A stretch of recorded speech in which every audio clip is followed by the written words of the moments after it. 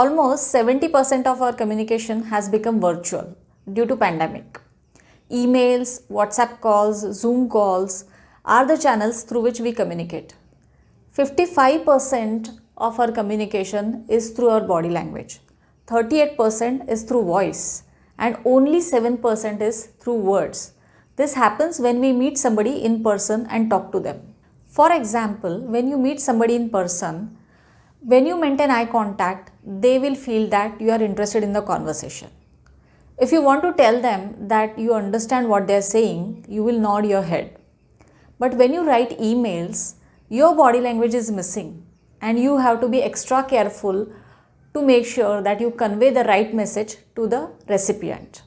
Punctuations, emojis, words that we use in emails, time with which we respond, time at which we send the emails, all these things have become the part of our digital body language. Today, I am going to share few tips to make sure that you exhibit right body language, right digital body language in your communication.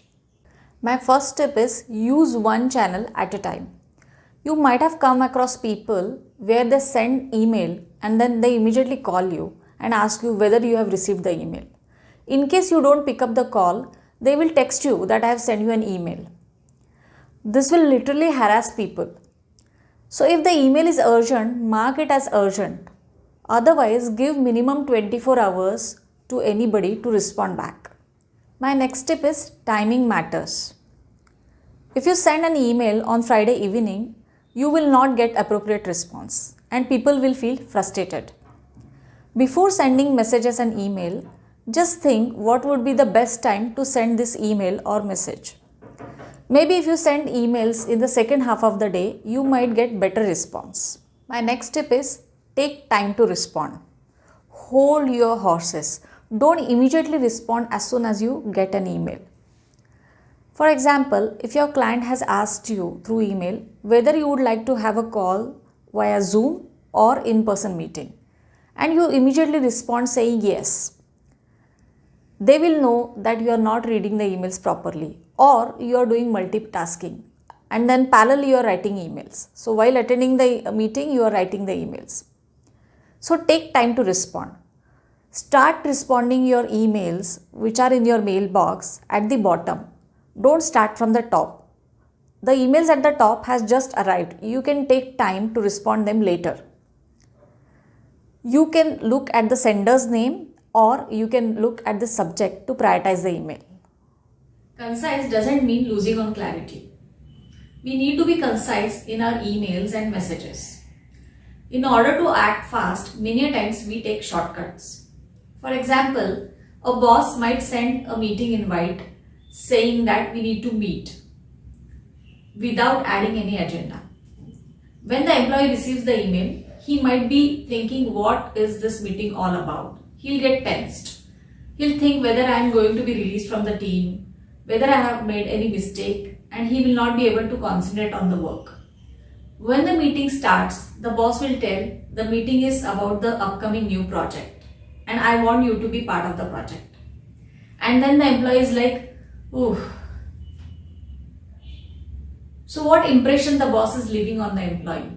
The impression is boss cannot communicate clearly. We often use question marks, periods, exclamation marks and emojis to convey our emotions through messages and emails. One question mark can mean just a question. Two question marks can mean some surprise. Three question marks can show frustration. One exclamation mark can show warmth. Two exclamation marks can mean excitement. Three may mean anger. We use period to end sentences. But if you use multiple periods like ...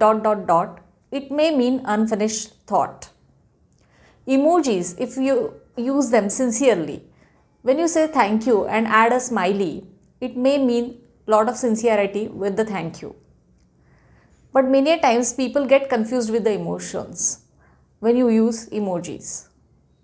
So my advice would be to use words and use less of periods and question marks and exclamation marks to express your thoughts and feelings. My next tip is practice empathy to avoid misunderstanding. We often label people without thinking. For example, you may have a colleague who sits in a different location and you send him an email and he doesn't respond for 2 days. In this scenario, you may feel that he is avoiding your emails. But the situation could be different. In this situation, you should call him and ask why he is not responding to your emails.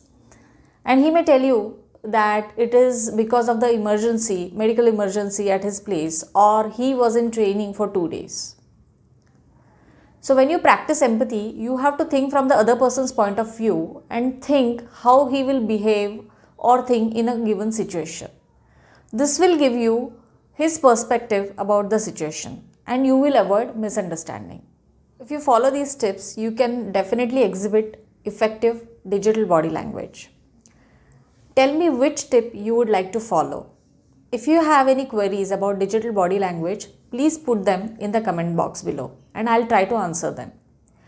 If you have not yet subscribed to my channel, please do so by clicking the subscribe button and hitting the bell icon to get free tips on your way.